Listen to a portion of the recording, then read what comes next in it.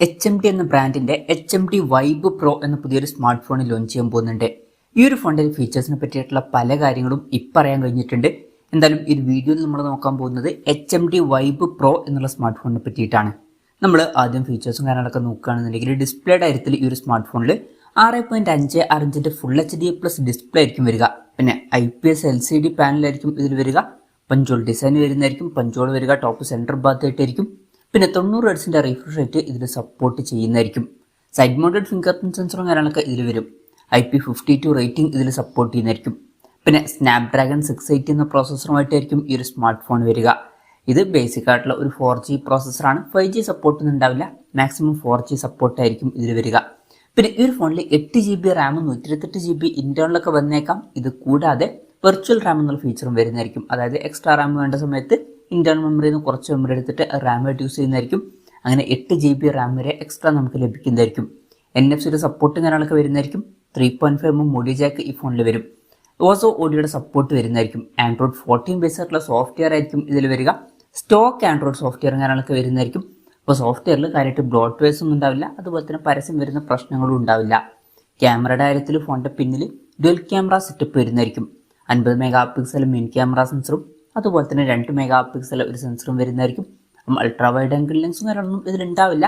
പിന്നെ ഫ്രണ്ടിൽ 50 mega selfie ക്യാമറയും കാര്യങ്ങളൊക്കെ വരുന്നതായിരിക്കും. ഫ്രണ്ടിൽ മികച്ച റെസൊല്യൂഷന് വരുന്ന ഒരു ക്യാമറ വരുന്നതായിരിക്കും. ബാറ്ററിയുടെ കാര്യത്തിൽ 5000 mAh ബാറ്ററി ആയിരിക്കും വരിക.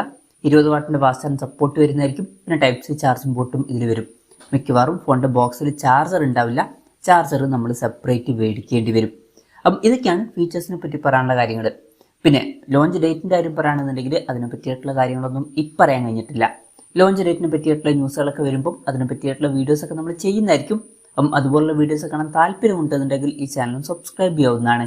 പിന്നെ വിലയുടെ കാര്യം പറയുകയാണെന്നുണ്ടെങ്കിൽ ഈ ഫോണിന്റെ വില $180 ആയിരിക്കുമെന്നാണ് ഇപ്പോഴുള്ള റിപ്പോർട്ടുകൾ പറയുന്നത്. അതായത് 15,000 രൂപ പ്രൈസ് റേഞ്ചിൽ. 15,000 രൂപ പ്രൈസ് റേഞ്ചിൽ ഈ പറഞ്ഞിട്ടുള്ള ഫീച്ചേഴ്സ് എങ്ങനെയുണ്ടെന്ന് വെച്ചാൽ ഡിസ്പ്ലേ ഫീച്ചേഴ്സ് അത്ര മികച്ചത് എന്ന് പറയാൻ പറ്റില്ല. AMOLED ഡിസ്പ്ലേയുമായിട്ട് വരുന്ന ചില ഫോണുകളൊക്കെ ഈ ഒരു പ്രൈസ് റേഞ്ചിൽ വരുന്നുണ്ട്. ഇനി അതില്ലെങ്കിലും അറ്റ്ലീസ്റ്റ് 120 ഹെർട്സിന്റെ റിഫ്രഷ് റേറ്റും കൂടി അവർക്ക് കൊടുക്കായിരുന്നു. ഇതിൽ 90 ഹെർട്സിന്റെ റിഫ്രഷ് റേറ്റേ വരുന്നുള്ളൂ. പിന്നെ ഈ ഒരു പ്രൈസ് റേഞ്ചിൽ സ്നാപ്ഡ്രാഗൺ 680 എന്ന പ്രോസസ്സർ അത്ര മികച്ചൊരു പ്രോസസ്സർ എന്ന് പറയാൻ പറ്റില്ല. ഈ ഒരു പ്രൈസ് റേഞ്ചിന് പറ്റിയിട്ടുള്ള ഒരു പ്രോസസ്സറും അല്ല ഇത്. പിന്നെ ഈ ഒരു പ്രൈസ് റേഞ്ചിൽ ഇപ്പോഴത്തെ ഇതിൽ നമ്മൾ 5G സപ്പോർട്ടും എക്സ്പെക്ട് ചെയ്യുന്നുണ്ട്. അതും ഇവിടെ മിസ്സിംഗ് ആണ്. പിന്നെ ക്യാമറയിൽ അൾട്രാ വൈഡ് ആംഗിൾ ലെൻസ് ഉണ്ടായിരുന്നെങ്കിൽ കുറച്ചും കൂടി നന്നായിനെ. ബാറ്ററി സെറ്റപ്പ് തരക്കേടില്ല എന്ന് പറയാം. അത്രേ ഉള്ളൂ. എന്തായാലും HMDയുടെ HMD വൈബ് പ്രോ എന്ന പുതിയൊരു സ്മാർട്ട് ഫോൺ ലോഞ്ച് ചെയ്യാൻ പോകുന്നുണ്ട്. ചിലപ്പം ഇന്ത്യൻ മാർക്കറ്റിൽ ലോഞ്ച് ചെയ്യണമെന്നുണ്ടെങ്കിൽ കുറച്ചും കൂടി ബെറ്റർ ആയിട്ടുള്ള ഒരു പ്രൈസിംഗിൽ ഈ ഫോൺ ലോഞ്ച് ചെയ്തേക്കാം. ഇന്ത്യൻ മാർക്കറ്റിൽ ചിലപ്പം ഒരു 12,000-13,000 രൂപ പ്രൈസ് റേഞ്ചിലൊക്കെ ആയിട്ട് ഈ ഫോൺ ലോഞ്ച് ചെയ്തേക്കാം. ഇവൻ ആ ഒരു പ്രൈസ് റേഞ്ചിലും ഇത് വളരെ മികച്ച ഫീച്ചേഴ്സ് ആണ് എന്നൊന്നും പറയാൻ പറ്റില്ല. എന്തായാലും HMDയുടെ വൈബ് പ്രോ എന്ന പുതിയ സ്മാർട്ട് ഫോൺ ലോഞ്ച് ചെയ്യാൻ പോകുന്നുണ്ട്. ഈ ഒരു ഫോണിനെ പറ്റിയിട്ടുള്ള നിങ്ങളുടെ അഭിപ്രായം ജസ്റ്റ് ഒന്ന് കമൻറ്റ് ചെയ്യുക. അതുപോലെ തന്നെ ഈ ഒരു സ്മാർട്ട് ഫോൺ ഇന്ത്യൻ മാർക്കറ്റിൽ നിങ്ങൾ ഏത് പ്രൈസിങ്ങിലാണ് എക്സ്പെക്ട് ചെയ്യുന്നത് എന്നുള്ള കാര്യം കൂടി ജസ്റ്റ് ഒന്ന് കമൻറ്റ് ചെയ്യുക.